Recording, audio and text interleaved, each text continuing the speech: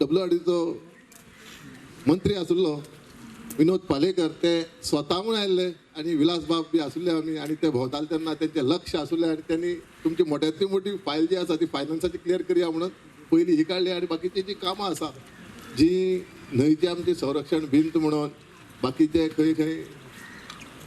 गणपती विसर्जन ते स्टेप्स म्हणून अशी खुबशी कामां आसा ह्या वाठाराक ती आतां हे 2019 म्हटल्यार WRD क्लियर करतले हेतून मात्तूय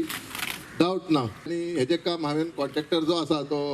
आमचो कामत परेश जी कामत असोसिएशन हेजे कडेन हांव उलयला तो म्हणटा फुडल्या